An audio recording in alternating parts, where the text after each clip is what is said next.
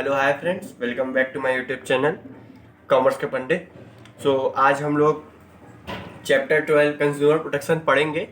हम लोग revision 12 chapter से फिर उल्टा चालू करेंगे, जिससे हमको इजी चैप्टर जल्दी समझ में आ जाए और सभी लोग को इसमें बहुत डिटेल से बताऊंगा। बहुत छोटी वीडियो होगी लेकिन सब कुछ कवर कर लेंगे।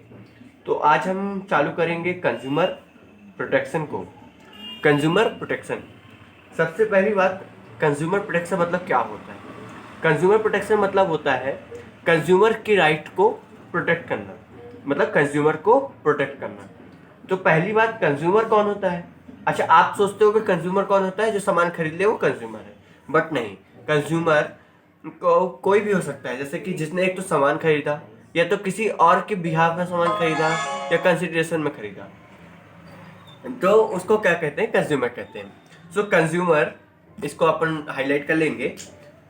तो consumer is defined as a person who buys any goods for a consideration, मतलब खुद के लिए, विच हैज बीन पेड और प्रोमिस्ड, या तो कहते उसके लिए पैसा दिया हो या तो किसी और ने उसके लिए खरीदा हो, और पार्सली पेड, या तो आधा पैसा या उसके लिए खरीदा हो, और पार्सली प्रोमिस्ड, और under any scheme of deferred payment, या उसने पैसा दिया हो उसका आधा, मतलब कुछ भी हो। अगर उसने पैसा दिया हो या उसको किसी ने दिया हो गिफ्ट, तो वो कंज्यूमर होगा। लेकिन आपने अगर कोई, आपकी शॉप है, आपने उस सामान खरीदने के लिए कल तक पैसा दिया, तो वो आप कंज्यूमर में नहीं आओगे। लेकिन जो आपसे सामान खरीदेगा वो आपके कंज्यूमर में आएगा। तो concept of consumer protection, concept consumer protection का देखते हैं। Consumer protection is a wide term. It includes providing information to consumer about their rights and responsibilities and helping them in getting their grievances redressed. मतलब क्या होता है consumer protection? क्या है consumer protection? एक वाइड टर्म है जिसमें कहते उसमें राइट और उसकी रिस्पॉन्सिबिलिटीज बताई जाती है। क्या बताई जाती है? Rights and responsibilities. राइट्स क्या होती है? जो आपको मिलती है कि आपका ये अधिकार है कि आपको ये काम मिलेगा, और रिस्पॉन्सिबिलिटीज मतलब क्या कि आपको क्या करना चाहिए कोई भी सामान खरीदने से पहले, या क्या की चीजें आपको ध्यान देनी पड़ती हैं। तो क्या हो जाता है? Rights and responsibilities. इसको 2 बार पढ़ेंगे जिससे सबको याद हो जाए क्या क्या पढ़ा भैया अपन ने। मीनिंग ऑफ कंज्यूमर पढ़ा है और कंज्यूमर प्रोटेक्शन पढ़ा है। तो कंज्यूमर का मीनिंग क्या होता है? Consumer is defined as a person who buys a good for consideration which has been paid or promised or partially paid or promised for and under any scheme of deferred payment। बहुत easy रहा। क्या है? a person who buys a good for a consideration, इतना याद करें, ठीक है। which has been paid or promised, या तो उसने पे किया हो या उसको किसी ने प्रॉमिस किया हो। which has been paid और promised और partially paid, अब यहाँ पार्सली लगा दो, और partially paid और partially promised under any scheme of deferred payment. कितना आसान था भैया जी, सभी लोग याद कर लेंगे। फिर दूसरा होता है कंज्यूमर प्रोटेक्शन। कंज्यूमर प्रोटेक्शन क्या करता है? कंज्यूमर प्रोटेक्शन बहुत इजी, आप ऐसे ही लिख लेंगे जैसे consumer protection is a very wide concept which includes rights and responsibilities of consumer. मैंने भी ऐसे ही बताया, मैं आपके बराबर का हूँ, 12th क्लास में हूँ, मैं भी आपको ही पढ़ा रहा हूँ, आप मेरे साथ पढ़ते चलेंगे भाई, ठीक है। कोई दिक्कत नहीं जाएगी, बस मेरे साथ पढ़ेंगे। मैं कभी कभी वीडियो बनाऊंगा, लेकिन ऐसे बनाऊंगा कि आप पढ़ने के बाद पेपर में पूरा नंबर लाएंगे। इस साल तो वैसे भी 2021 में बहुत इजी पेपर आएगा, मैं खुद बनवा के दूंगा आपको। नहीं भरोसा होता है तो कमेंट कीजिए, गाली।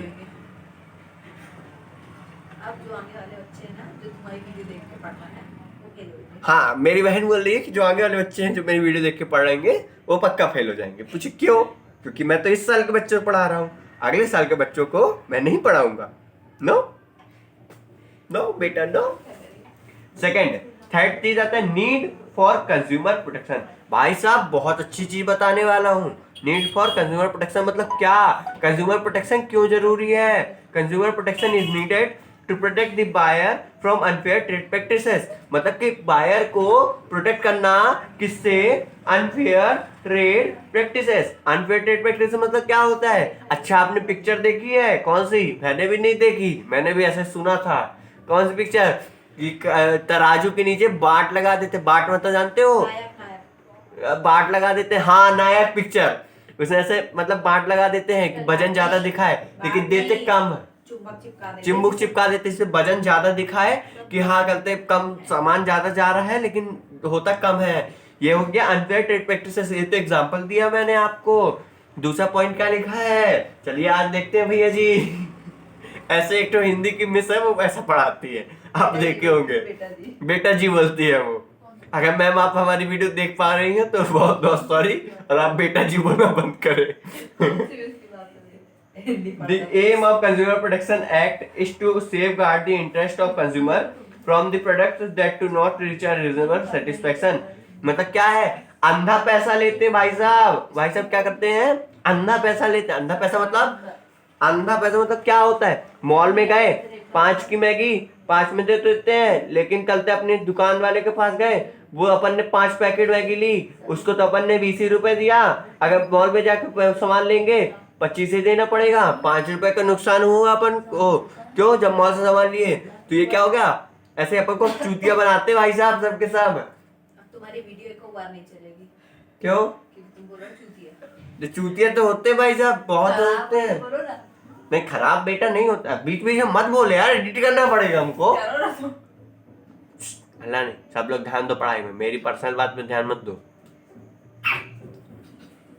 ये पॉइंट बच गया। Consumer protection is needed under consumer interest will be protected. Consumer protection क्यों बनाया जाता है, कंज्यूमर प्रोडक्ट को प्रोटेक्ट करने के लिए। Importance of consumer protection from the point consumer point of view. अब कंज्यूमर के पॉइंट ऑफ व्यू से कंज्यूमर प्रोटेक्शन को प्रोटेक्ट करना, ठीक है। Consumer protection act provides required information related to the rights and remittance available to consumer. Consumer protection क्या करता है, आपकी जितनी भी राइट्स और रेमेडीज है, मतलब कि आपको नुकसान होता है तो कहाँ जाना है, क्या करना है, ये सब कौन पता करता है, आपको बताता है। आपको कंज्यूमर प्रोटेक्शन बताता है, उसके अंदर बताता है, कंज्यूमर प्रोटेक्शन एक्ट के अंदर बताता है। दूसरा क्या है, consumer protection act provide consumer organization which would take care of their interest. Consumer protection करते कंज्यूमर के इंटरेस्ट को ध्यान देते हुए करते हैं। Consumer protection provide safety to consumer from unfair trade practices. Unfair trade practices को बचाने के लिए कंज्यूमर प्रोटेक्शन बनाई जाती है। ये भी आपको बहुत अच्छे से पता है, अपन 9th से पढ़ते आ रहे हैं। अब 9th वाले बच्चे पढ़े हो चाहे नहीं पढ़े हो पता नहीं, लेकिन 9th से पढ़ते आ रहे हैं। The importance of consumer protection from the business point of view. Business point of view से क्या कंज्यूमर प्रोटेक्शन होते हैं, बहुत अच्छे से समझेंगे। देखो क्या लिखा है इसमें, पहला point, consumer is a foundation of business. Consumer क्या है, फाउंडेशन है बिजनेस का। भाई साहब अच्छा आप एक चीज बताओ, कंज्यूमर नहीं है मतलब रामू सामान लेने गया, मतलब मान लीजिए रामू दुकानदार है लेकिन श्यामू ग्राहक है, लेकिन श्यामू रामू के पास नहीं जाता, तो उसकी दुकान चलेगी क्या, नहीं, क्योंकि वो भी नहीं जाता, उसके दोस्त भी नहीं जाते, कोई नहीं जाता, बेचारा रो रो के सो जाता। इसलिए क्या हो गया, दुकान बंद हो गई। तो क्या है, consumer is the foundation of a business. अगर कंज्यूमर नहीं होगा तो बिजनेस नहीं होगा। In order to satisfy and retain consumer from long term, consumer protection is necessary. अच्छा एक बार तो आपको कोई आदमी ठग लेगा, बार बार ठग पाएगा क्या, नहीं, क्योंकि आप चूतिया एक ही बार बनते हो, बार बार नहीं, क्योंकि जो बनती है आलिया उसको मिलता है कालिया, समझ रहे हो। आगे बढ़ते हैं, चलो।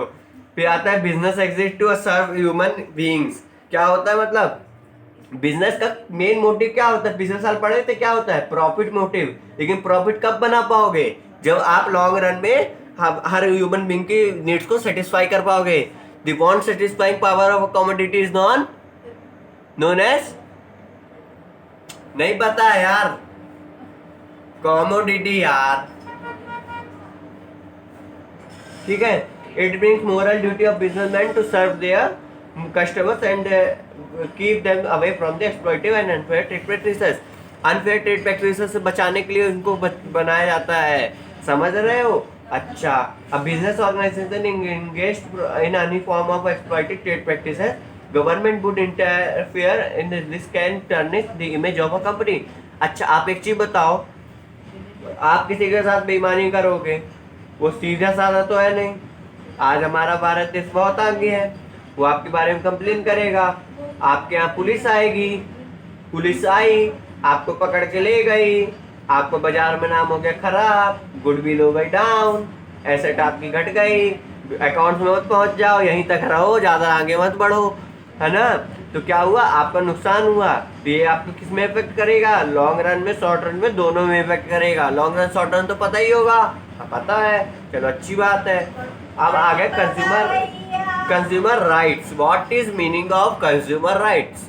पहली बात तो याद कर लो, पहले आज से पहले तुमको 7 ह्यूमन राइट्स मिली थी, याद है, एसएसटी में सिविक्स में पढ़े होगे 9th में। कौन सी, right to speak, right to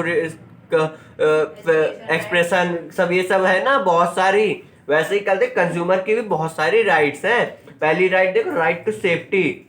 right to safety मतलब क्या, कंज्यूमर को ऐसा सामान ना दिया जाए जिससे उसको कुछ भी हानि हो। हानि मतलब नुकसान। अभी बोलोगे चाचा बहुत बेकार पढ़ाते हो आप, है ना। नहीं भैया, मैं बहुत अच्छा पढ़ा रहा। राइट टू बी इन्फॉर्म्ड मतलब क्या है, कंज्यूमर को पता होना चाहिए, और नहीं पता है तो जो सामान बेच रहा है उसको जरूर बताना चाहिए कि उसमें क्या सामान है और क्या सामान नहीं है।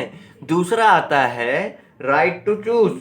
अच्छा, आप जाओ श्याम भैया के पास जाओ, शर्मा जी के पास जाओ, चलो श्याम को छोड़ो, शर्मा जी के पास जाओ और कहो कि शर्मा जी हमको चावल दे दो, राइस दे दो। वो बोला बासमती है, आप बोले नहीं हमको चाहिए सोनम। सोनम नहीं जानते तो कुछ नहीं जानते भाई साहब। आप लेकिन गए गुप्ता जी के पास, गुप्ता जी के पास गए, बोले भाई साहब चावल दे दो। उनने वैरायटीज बता दी आपको अच्छी सारी, सोनम मिल जाएगा, बासमती मिल जाएगा, खंडा मिल जाएगा, जीरापुल मिल जाएगा, सब मिल जाएगा आपको। तो क्या है, आपको पास मिल गई चॉइस, तो आप किसके पास जाओगे, गुप्ता जी के पास, शर्मा जी के पास जाओगे क्या, नहीं जाओगे। तो right to choose, there should be right to choose. Right to heard मतलब क्या होता है, अच्छा आपके साथ तो हो गई बेईमानी। कैसे, गुप्ता जी ने कर दिया आपके साथ बेईमानी, आपको चावल दे दिया बता के बासमती बोला और दे दिया कहा जीरापुल। ले आप तो गए घर, आपने देखा ये तो जीरापुल पकड़ा दिया, तो उनके पास आप जाके उनको बता सको, तो ये होती right to be heard, right to seek redressal. उनने सुन तो लिया लेकिन कहते आपको कुछ तो मुआवजा देना चाहिए ना, मुआवजा। भाई साहब चलो हो गया, हमसे नुकसान हो गया, आप हमारी तरफ माफी कर दो, तो ये हो गया सीक रिड्रेसल। समझ गए। राइट टू कंज्यूमर एजुकेशन, भैया कंज्यूमर पढ़ा लिखा नहीं होता, कंज्यूमर एजुकेशन मतलब कंज्यूमर को एजुकेट करना उसके सामान के, उसके राइट्स के बारे में। अब जैसे एक तो पॉइंट बता देता हूँ, consumer protection chapter of class 12th is an best example for consumer education. समझ रहे हैं क्यों, क्योंकि आपको आपकी राइट्स के बारे में बताया जा रहा है। क्यों, क्योंकि आप भी तो कंज्यूमर हैं। अब देखो अपन ने अभी तक क्या पढ़ा, कंज्यूमर राइट्स तक पढ़ा। अब है क्या, कंज्यूमर रिस्पॉन्सिबिलिटीज। कंज्यूमर की भी तो कुछ रिस्पॉन्सिबिलिटीज होती है कि सब कुछ हमारे दादा ही कर ले, बिजनेसमैन अकेले कर ले, कुछ आप भी तो सोच लो कि हमको क्या करना है। तो पढ़ो, consumer must be aware of their own rights. आपको मैंने कितनी राइट्स बताई, 6 राइट्स आपको बताई मैंने। आपको अपनी 6 की 6 राइट्स पता होनी चाहिए कि क्या चीज आपकी राइट्स हैं, तो अभी ना आप जाओगे आगे लड़ने, है ना। फिर आता है बिफोर बाइंग अ प्रोडक्ट, किसी भी सामान को खरीदने से पहले, और हायरिंग अ सर्विस या तो सर्विस को लेने से पहले, consumer must ask for complete information मतलब उसके बारे में पूरी जानकारी उसको पता होनी चाहिए। कैसी, क्या क्वालिटी है उसकी, क्या क्वांटिटी है, कितना सेटिस्फाई कर। यूटिलिटी मतलब क्या होता है, want satisfying power of a commodity, मैंने बताया था।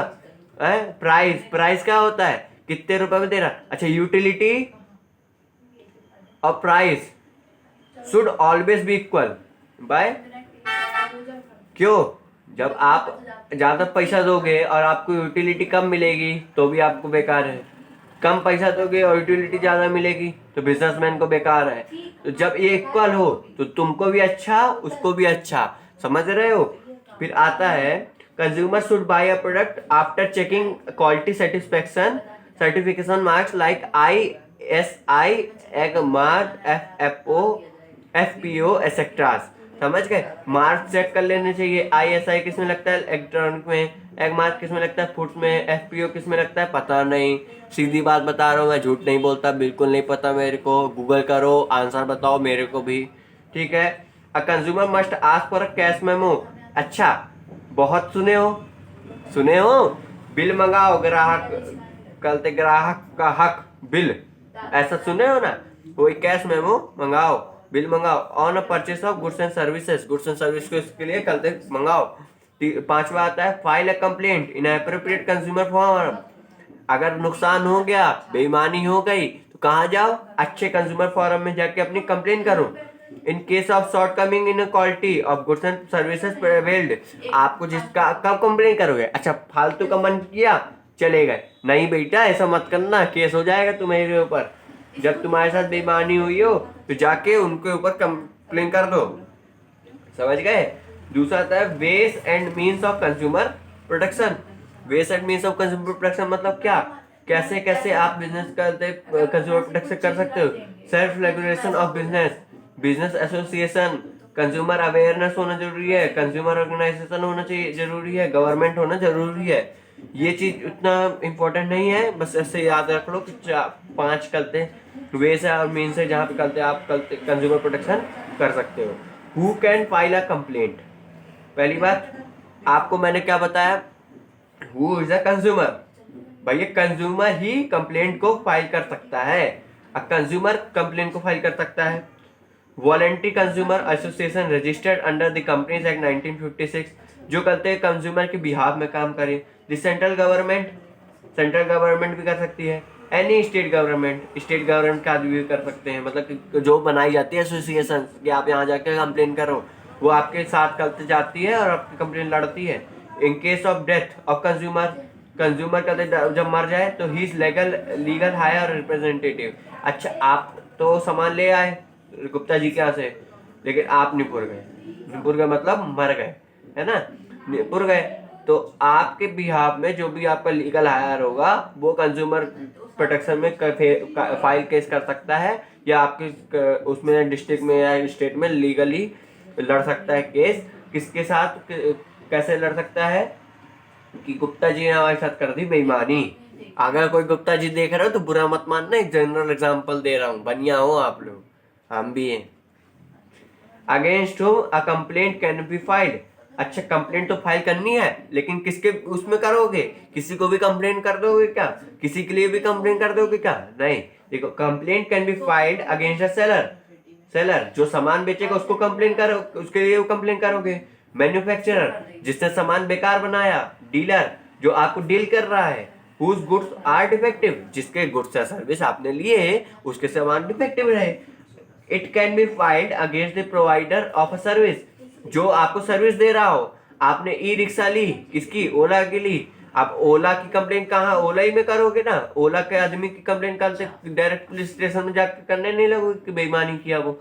आप ओला में कंप्लेन करोगे, फिर ओला आपको देखेगा कि हाँ भाई साहब हमारी कौन सी गाड़ी वाले ने अपनी ऐसी तैसी कराई है, तो फिर वो करते बताएगा।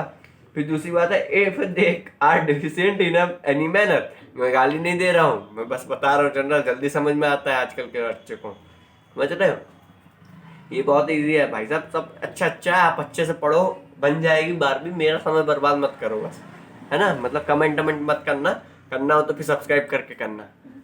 जल्दी हम 10 मिलियन पहुंच जाएंगे, 5 सब्सक्राइबर हो गए हैं। तुम एक कमेंट करके देखो तुरंत। अब आ गया क्या? Redressal machinery under consumer protection act. अच्छा, आप 3 जगह कंप्लेन को फाइल करोगे। एक होता है डिस्ट्रिक्ट फोरम, एक होता है स्टेट फोरम, एक होता है नेशनल फोरम।